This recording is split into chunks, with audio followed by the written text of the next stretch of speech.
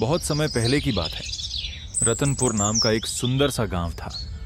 वहां मदन नाम का एक बेहद ईमानदार और मेहनती लकड़हारा रहता था। मदन के परिवार में उसकी पत्नी गीता और उसका एक बेटा बिट्टू थे। मदन गांव के लालची सेठ अमीरचंद के यहां लकड़ी काटने का काम करता था। एक सुबह मदन काम पर जाने की जल्दी में था। मदन, गीता, मैं जंगल निकल रहा हूँ। आज थोड़ी देर हो गई है, तुम बच्चे को स्कूल छोड़ आना। स्कूल तो मैं छोड़ आऊंगी, लेकिन बच्चों के स्कूल की टीचर पिछले 2 दिन से फीस मांग रही है। वो कह रही थी कि अगर फीस जमा नहीं हुई तो बच्चों को घर पर बैठा लो।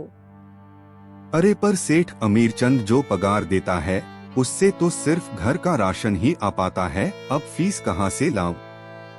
मैं सीधा सीधा कहती हूँ, आज पगार का दिन है। आप सेठ जी से साफ बात कीजिए कि हमारी पगार बढ़ाएं। बाजार में महंगाई आसमान छू रही है। इतने कम पैसों में अब गुजारा नामुमकिन है। ठीक है गीता, आज मैं सेठ जी से बात करूंगा। जंगल में मदन अपने साथी लकड़हारे मंगल के साथ काम कर रहा था।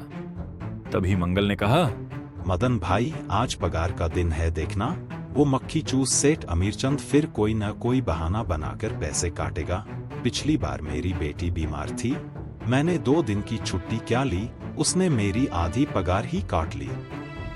हाँ मंगल भाई, सेठ जी काम तो पूरा लेते हैं पर पैसे देने में बड़ी चालाकी करते हैं। भगवान करे आज पूरे पैसे मिल जाएं, बिट्टू की फीस भरनी है। शाम को सभी लकड़हारे सेठ अमीरचंद के पास पहुंचे। मदन, प्रणाम सेठ जी, महीना पूरा हो गया है, हमारी मेहनत की कमाई दे दीजिए। सेठ अमीरचंद गुस्से में, अरे भाई, अभी कहाँ के पैसे? बाजार में अभी मेरा माल बिका नहीं है, सारा गोदाम में पड़ा है। 2-4 दिन बाद आना। पर सेठ जी, हमारे घरों में राशन खत्म है, बच्चों की स्कूल की फीस देनी है, हम 2 दिन भी कैसे रुकेंगे? बोला ना, अभी पैसे नहीं है, जब होंगे तब दे दूंगा, ज्यादा बहस मत करो। 2 दिन बाद जब सेठ ने सबको बुलाया तो मदन और मंगल को उम्मीद थी कि पूरे पैसे मिलेंगे। सेठ अमीरचंद, ये लो मंगल, तुम्हारी पगार 1500 रुपए। पर सेठ जी, बात तो 3000 रुपए की हुई थी, यह तो आधे पैसे हैं। तुम दोपहर में पैर की छाव में 1 घंटा आराम करते हो, यह उसके पैसे कटे हैं। काम करना है तो करो, वरना रास्ता नापो। फिर सेठ ने मदन को बुलाया। ये लो मदन, तुम्हारे 2000 रुपए।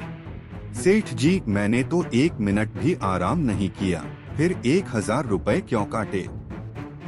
बाजार में लकड़ियों की मांग मंदी चल रही है, मुझे घाटा हो रहा है, तो तुम्हें पूरे पैसे कहाँ से दूं?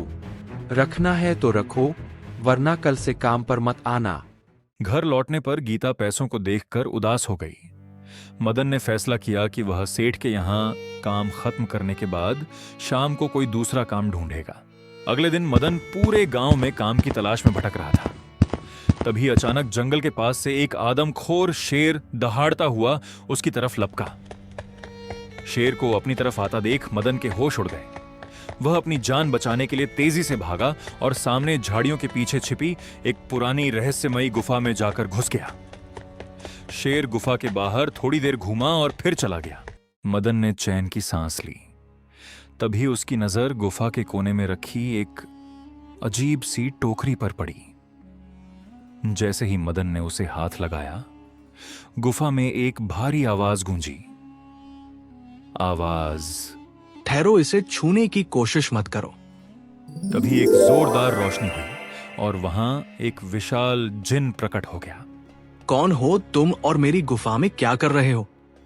मदन डरते हुए, मुझे क्षमा करें प्रभु, बाहर एक भूखा शेर मेरे पीछे पड़ा था, मैं तो बस अपनी जान बचाने के लिए यहाँ छुपा था। मुझे लगा यह टोकरी लावारिस है, इसलिए मैंने इसे छुआ। मदन, डरो मत, मैं इस गुफा का जिन हूँ और सदियों से इसकी रक्षा कर रहा हूँ। इस गुफा में केवल वही आ सकता है जिसका मन बिल्कुल साफ और पवित्र हो। तुम एक सच्चे इंसान हो, इसलिए ये टोकरी अब तुम्हारी हुई। पर इस साधारण टोकरी का मैं क्या करूँगा? ये जादुई टोकरी है, तुम इसमें जो भी चीज पहली बार डालोगे वो कई गुना होकर बाहर आएगी। लेकिन याद रखना, लालच में आकर कभी कोई दूसरी चीज मत डालना, वरना इसका अंजाम बहुत बुरा होगा। मदन खुशी खुशी टोकरी लेकर घर आया और गीता को सब कुछ बताया। अगर ऐसा है तो हमारे पास वो जो लाल चंदन की लकड़ी का टुकड़ा रखा है उसे इसमें डालकर देखते हैं।